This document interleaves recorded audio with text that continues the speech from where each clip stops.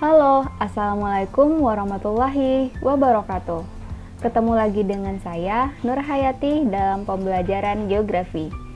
Kali ini kita akan membahas mengenai konsep dasar geografi.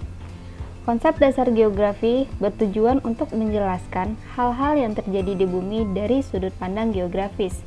Konsep ini menjadi landasan pembelajaran geografi dan menjadi sarana analisis bagi para praktisi geografi, baik di laboratorium maupun di lapangan. Terdapat 10 konsep dasar geografi yang harus kita ketahui. Yang pertama, ada konsep jarak, 2. Konsep keterjangkauan, 3. Konsep morfologi, 4. Konsep pola, 5. Konsep diferensiasi area, 6. Konsep lokasi, 7. Konsep aglomerasi, 8. Konsep keterkaitan keruangan, 9. Konsep interaksi dan interdependensi, 10. Konsep nilai kegunaan. Nah, untuk cara menghafalnya, kita bisa pakai kata kunci ya, yaitu jaket Mr. Paul Dillwakin. Oke, kita masuk di konsep yang pertama, yaitu konsep lokasi.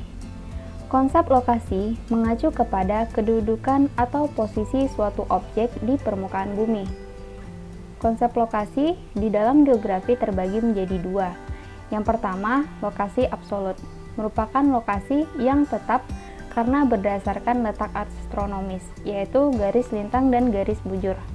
Contohnya, lokasi absolut Indonesia terletak di antara 6 derajat lintang utara sampai 11 derajat lintang selatan dan 95 derajat bujur timur sampai 141 derajat bujur timur. Lokasi yang kedua yaitu lokasi relatif. Lokasi ini berubah-ubah karena dipengaruhi daerah sekitarnya.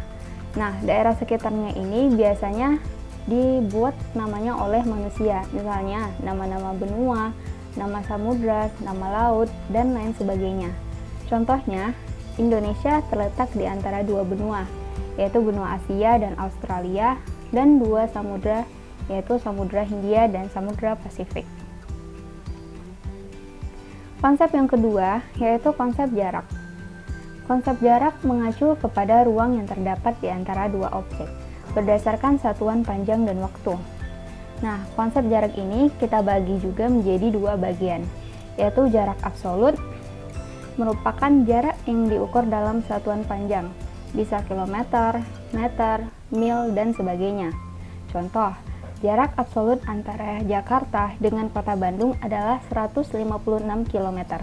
Di sini kita bisa lihat satuannya adalah kilometer. Kemudian, jarak relatif. Jarak ini adalah jarak yang dinyatakan dengan perkiraan waktu tempuh dan pertimbangan kemudahan transportasi. Contohnya, jarak antara kota Jakarta dengan kota Bandung yaitu sekitar 3 jam 30 menit apabila kita menggunakan sepeda motor.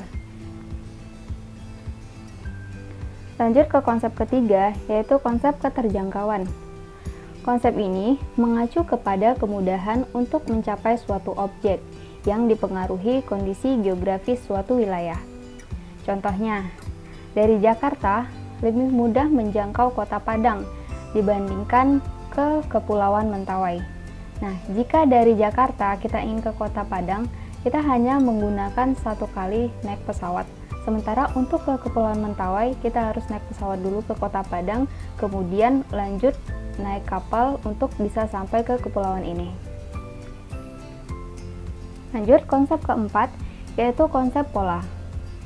Konsep pola mengacu pada susunan bentuk atau persebaran fenomena dalam ruang muka bumi. Contohnya, pola persebaran pemukiman.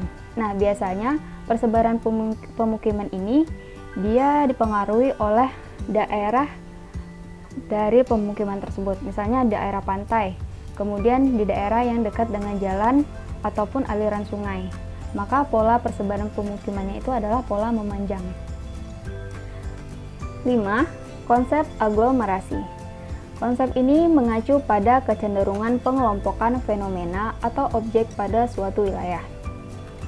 Contohnya kita bisa lihat di perkotaan. Di perkotaan terjadi pemusatan penduduk berdasarkan status sosial ekonomi melalui kawasan slim area, kawasan menengah ke atas, dan kawasan kaum elit yang bisa secara nyata kita lihat di perkotaan. 6. Konsep morfologi. Konsep ini menjelaskan tentang bentuk-bentuk muka bumi akibat proses alam atau tindakan manusia. Contohnya, Kota Jakarta merupakan daerah dataran rendah. Kalau Bandung merupakan daerah dataran tinggi, sedangkan daerah istimewa Yogyakarta merupakan daerah perbukitan kapur.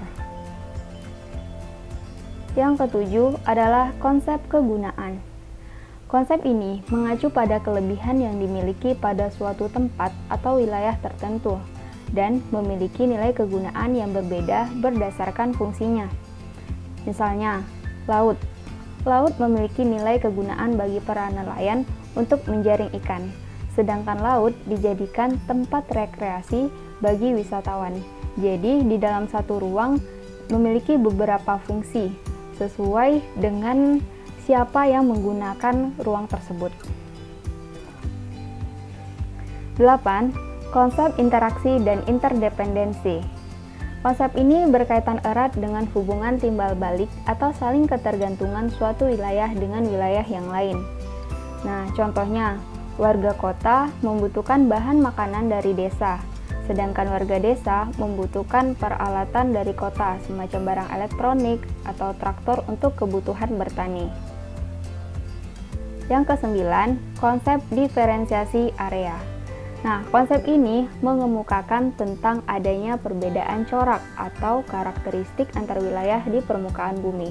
Contoh, wilayah pedesaan dengan corak khas adanya persawahan dan kehidupan petani akan menunjukkan perbedaan area dengan wilayah perkotaan yang ciri khasnya gedung-gedung yang menjulang tinggi.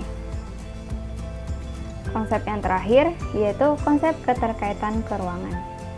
Konsep ini menunjukkan tingkat hubungan antar wilayah.